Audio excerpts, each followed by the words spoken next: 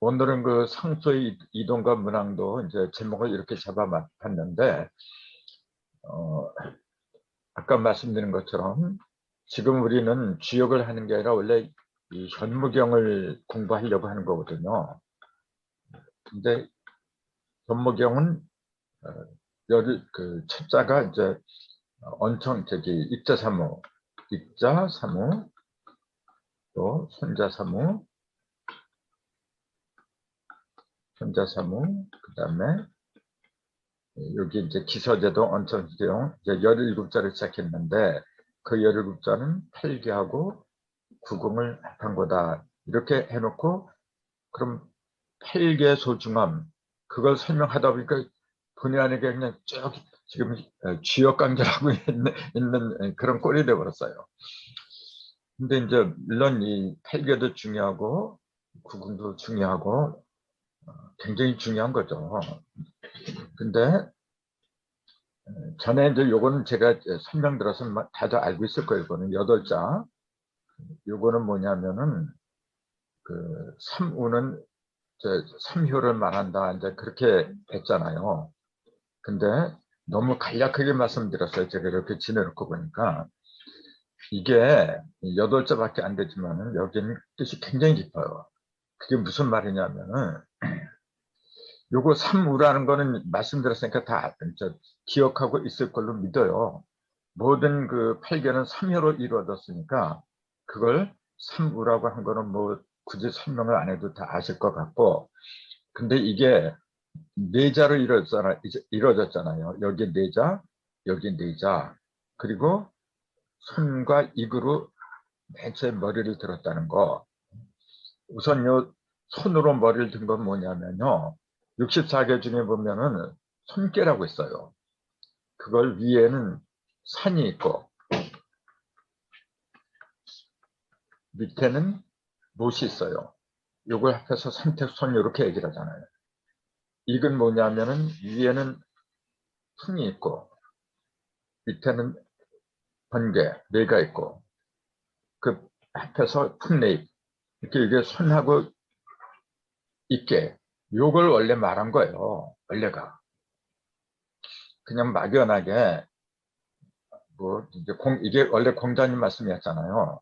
제자들이 공자한테 그 세상을 살아갈 때 어떻게 살아가면 좋겠습니까? 물어보니까 입자도 삼고 선자도 삼다 이제 그런 말씀을 하신 게 논어에 나오는데 그 논어의 말씀을 강정선이라는 분이 이제 현무경의 맨 첫 장에다 인용을 한 거죠. 근데 이런 질문을 들어야 돼요. 뭐냐면은 순천의 성인들은 공자만 있는 게 아니라 노자도 있고 또 석가모니도 있고 유불사이잖아요. 근데 왜 하필이면은 공자의 말씀을 갖다가 맨 처음에 인용을 했느냐? 이런 의문도 들어야 돼요. 그건 뭐냐면은 공자는 유교잖아요. 근데 노자는 선도고 석가모니는 빌도고 흔히 유불선 또 불선이 뭐 그렇게 얘기를 하는데 이제 이거는 뭐 상식적인 얘기잖아요. 공자는 유도인데 이걸 천긴으로 그 전환을 해서 생각을 한다면은 어떤 게 천이고 어떤 게 지고 이제 그걸 한번 생각을 해보세요. 유선불 중에서 하늘에 속하는 거는 요거죠. 천도가 본래 하늘에 속한 거예요. 그 다음에 땅에 속한 거는 이겁니다. 불. 그 다음에 유도는 인도거든요. 이걸 달리 말하면은, 이걸 다르게 말하면은, 요건 이제 정체예요. 인도는 이제 정치를 말하는 거죠. 그러면 천지는 무엇을 가리키느냐? 어떻게 보세요, 여러분은? 이게, 갑자기 내가 생각이 안 나는데, 이제, 유불선 하는 것도 있고, 요걸 정치로, 조화. 요건 조화라 그러죠, 이제. 조화. 요거는 교화 그러죠, 이제. 가르칠 글자. 그래서 이렇게 요거는 그 뭐 조화 이거 치화라 그래. 맞아. 치화. 다스릴 치자. 치화. 요건 치화는 정치하는 거고 조화는 그 천지 창조를 하는 거죠. 그 다음에 교화는 뭐냐면은 가르치는 거고 이제 그래서 요거는 이제 어떤 도사, 요거는 선생, 요거는 정치가 이제 그런 식으로도 이제 얘기를 하죠. 그런데 지금 이 말씀 드린 것은 뭐냐면은 왜 순천의 그 성인들은 공자도 있고 노자도 있고 석가, 유불선 이렇게 선도가 있었는데 강증산이라는 분은 현무경 천물에다가 공자의 말씀 입자사무 손자선물을 갖다 인용하지 않으면 안 되었던가 그 이유를 갖다 말씀드린 거지. 굉장히 중요한 거예요. 이거는 뭐냐면은 그만큼 강증산은 부천 개벽주거든요. 개벽의 주인공이에요. 그래서 전에도 말씀드린 걸로 기억하는데 강증산을 자꾸 이게 윗상자, 임금대자, 상제님 하잖아요. 지금 그 증산계에 속한 사람은 강증산을 전부 증산상제님 그렇게 불러요. 이거는 그렇게 부르면 안 되는 겁니다.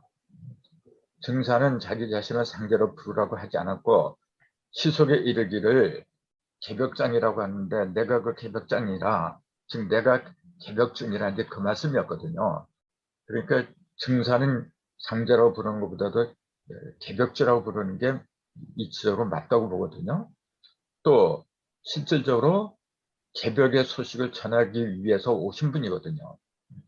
그래서 그 개벽의 소식을 온전하게 한 권의 책으로서 만드는 게 현무경이었고 그 현무경의 맨 처음은 입자선물, 손자선물한 8자 공자의 말씀으로 머리를 들었는데 왜 그렇게 공자의 말씀으로 머리를 들었느냐 하면은 부천의 인존시대이기 때문에 그래요. 인도. 그 노자는 이제 천도라 그랬잖아요. 석가는 이제 지도라 그랬어요. 부천은 뭐냐면은 개벽이란 말 자체가 요 개하고 벽이라고 하는데 개는 하늘이 열리는 거고 벽은 땅이 열리는 거거든요. 그래서 개벽을 다시 정의를 한다면은 천지를 동시에 여는 거예요. 천지를. 그런 천지를 동시에 여는 거는 인간밖에 없어요. 인이라는 그 글자 자체가 왼쪽에는 하늘이고 오른쪽에는 땅이거든요. 하늘과 땅을 한데 내포한 것이 사람이다. 그 말이에요. 그래서 부처는 온전한 개벽을 이루는 인존문명이 펼쳐지는데 그 인존문명을 상징하는 것은 선도도 아니고 불도도 아닙니다. 반드시 유도가 돼요. 그래서 그 유도를 상징하는 공자, 유도의 상징이 공자거든요. 그 공자를 갖다가 그 공자의 말씀을 그렇게 인용을 제일 첫 번째로 인용을 하게 된 거다. 그렇게 저는 생각을 합니다. 그만큼 현무경이라고 하는 것은 하늘과 땅을 한데 한, 이게 천일일, 지일리, 그게 인상그러거든요. 이게. 그래서 인일삼이기 때문에 입자삼은 손자삼의 그 석삼자가 바로 이거하고 연결이 되는 거예요. 물론 필기에서 말하는 삼효도 이거하고 연결이 되지만은 더 정확히 말한다고 하면은 하늘은 일이고 땅은 이고 사람은 이 둘을 합한 삼이기 때문에 그래서 석삼자를 쓰지 않으면 안 됐더라. 저는 그렇게 생각을 해요. 그런데 입자삼은 손자삼 8자라 그랬잖아요. 하나는 덜손자, 그 덜어버린다.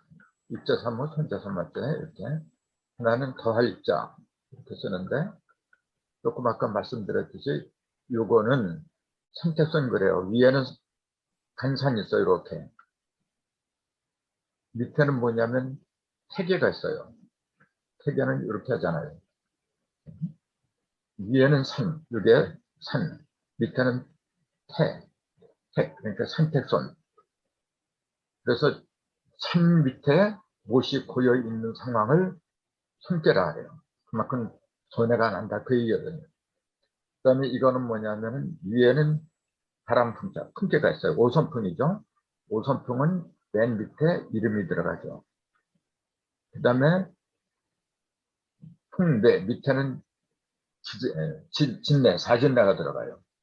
진내는 이렇게 넣고 맨 밑에 양료가 들어간 거죠.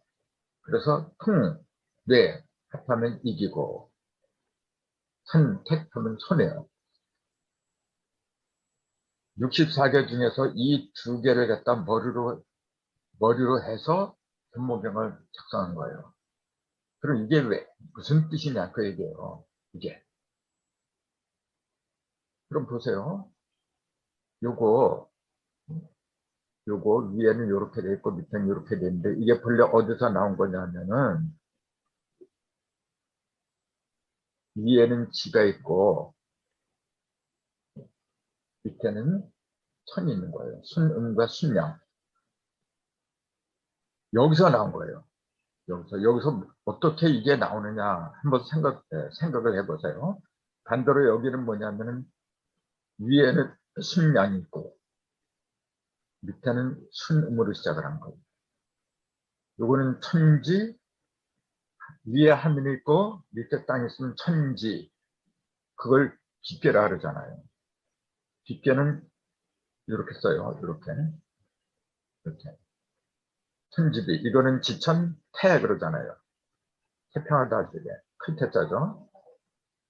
그리고 지천태 천지비. 완전히 뒤집어졌잖아요. 이거는 위에 순양, 순음, 밑에 순양, 밑에 순음. 서로 완전히 뒤집어진 거예요. 여기서 이게 나오고 여기서 이게 나온 거죠. 그러니까 그 강증산이란 그 개벽주가 단순하게 옛날 성인의 말씀을 갖다 인용만 한 게 아니란 거예요. 그걸 인용하게 된 데에는 반드시 개벽의 이치하고 연관이 있으니까 인용을 하신 거거든요. 그럼 이게 어떻게 이렇게 되느냐 그 얘기예요. 자, 지천태에서 이렇게 되면 손해다 그 얘기예요. 태계에서 이렇게 되면 손해다 그 얘기예요. 이익은 뭐냐면 천지비는 뭐냐면 요걸 안일 부자 또 비 이렇게 두 가지를 읽거든요. 어떤 사람들은 요거 갖다가 안입으라고 해서 천지비가 아니라 천지부다. 이건 아니다. 틀렸다. 그럼 부정적인 의미로다가 천지부다. 그렇게 읽는 사람도 있어요. 근데 부라고 읽으면 안 된다고 제가 말씀드렸거든요. 반드시 비라고 읽어야 돼요.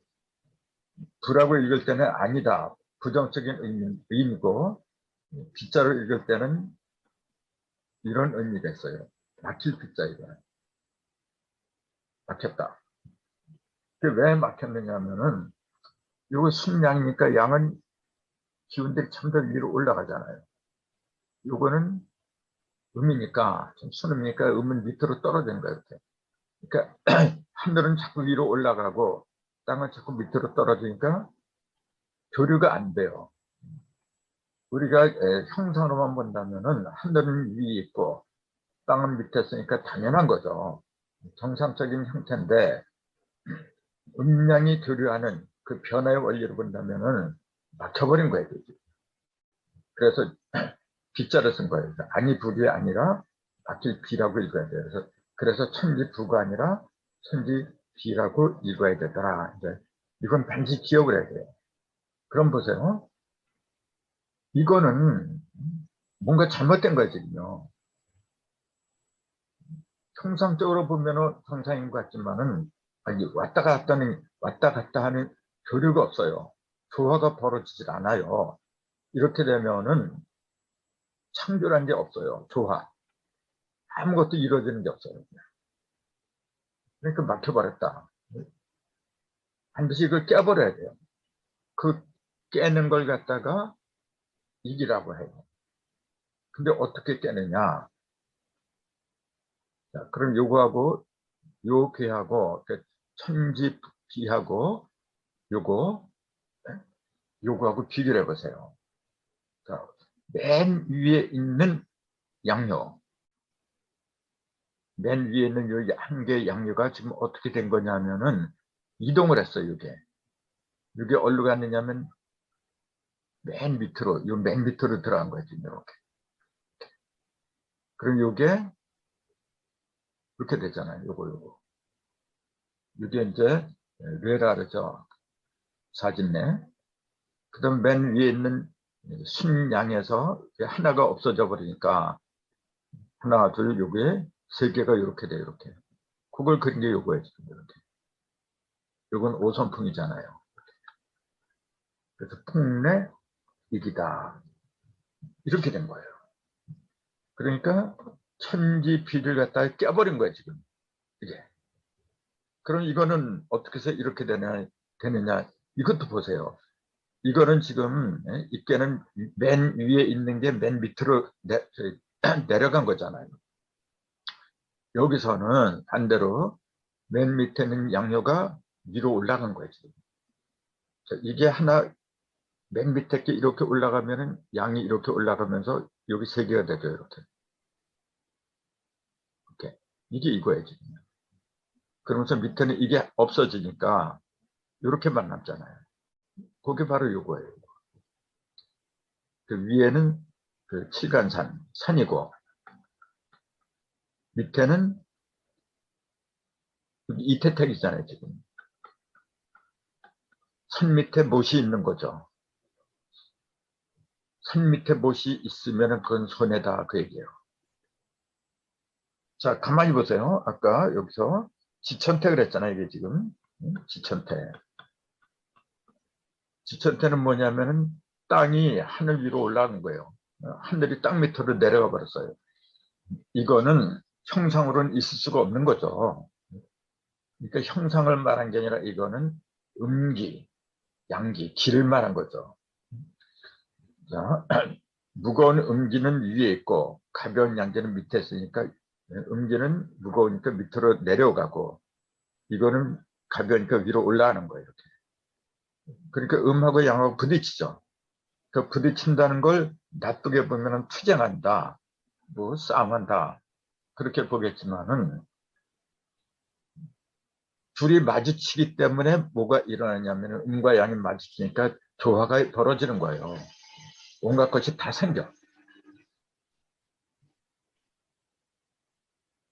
이렇게 지천태라고 하는 거는 굉장히 그 좋은 그 대상이잖아요. 모든 걸 태평하게 한다고 해서 태라고 했는데 이게 깨진 거예요.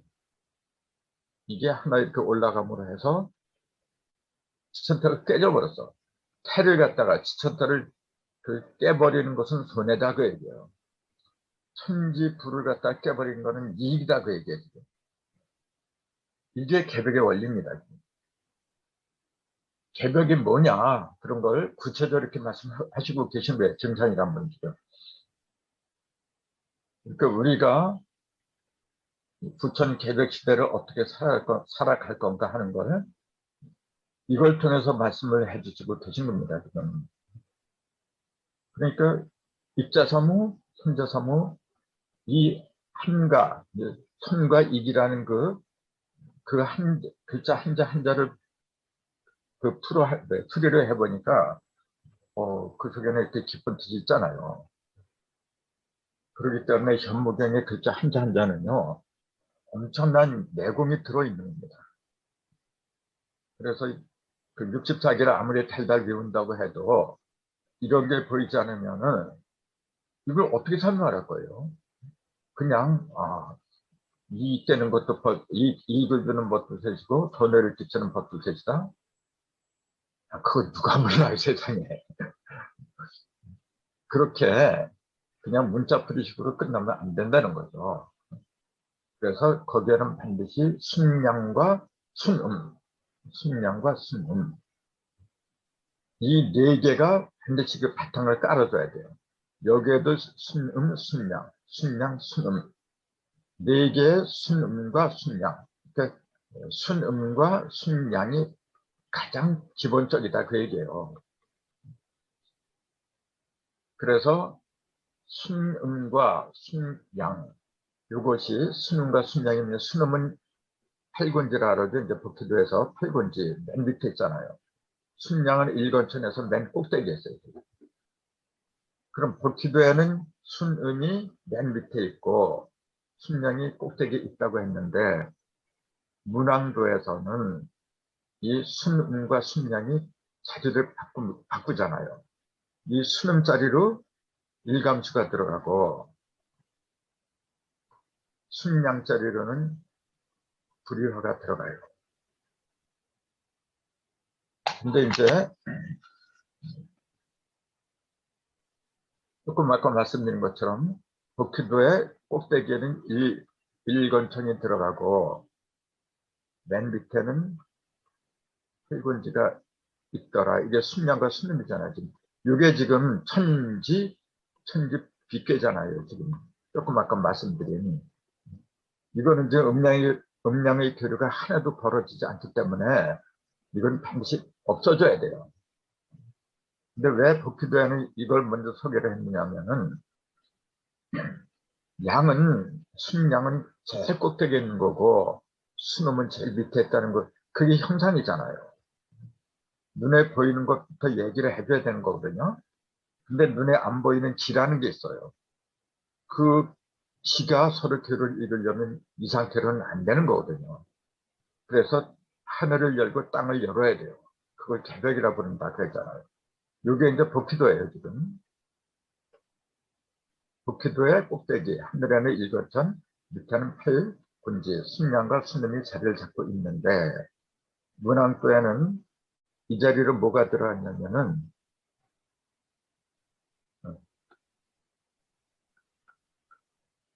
숫자가 9잖아요. 불의와. 그래 이 자리로는 숫자는 1이죠. 순음의 한 중심에 양이 들어가 버리고 순양의 한 중심으로는 음이 들어갔어요.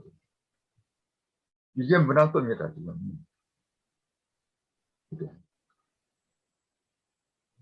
그리고 용담도를 보면은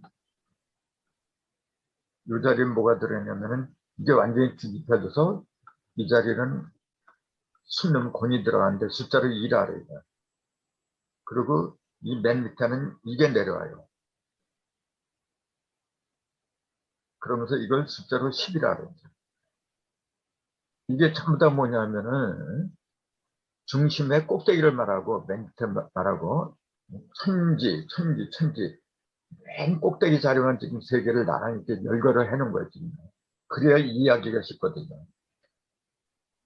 그럼 보세요. 맨 처음에 이거는 천지비다 이렇게 얘기했잖아요. 그게. 근데 이 천지비는 아까 말씀드린 것처럼 음양의 교류가 이루어지지 않으니까 막혀버린 거죠. 그래서 이거는 반드시 이렇게 변해야 돼요. 지천태로. 거꾸로 돼버렸잖아요. 지금. 이게 개벽이에요. 이게. 그래서 여기 지천태에서 뭐냐면은 음은 내려오려고 하고 양은 올라가려고 하니까 모든 것이 음과 양의 합의를 해버려요. 그래서 온전한 교류를 이루더라는 게 그 얘기인데 그런 문항도는 그 중간이에요 지금. 여기에서 여기 이게 시, 중, 동 이렇게 얘기를 하겠죠. 열매는 종이잖아요. 맨 밑에 있는 끝에 있는 거거든요. 그러면은 열매를 맺는 과정이 문항도에다가 그럼 이게 왜 이 자리로다가 이깨가 들어가고 이게 불이잖아요 지금 불이가 이 자리 일감수 물이잖아요. 이게 왜 이렇게 들어가지 않으면 안 되느냐 들어간 그 이유가 도대체 뭘 의미하느냐 바로 그런 걸 아는 것이 개인의 인격 개벽도 되는 거고 개인적인 인격 개벽은 물론이고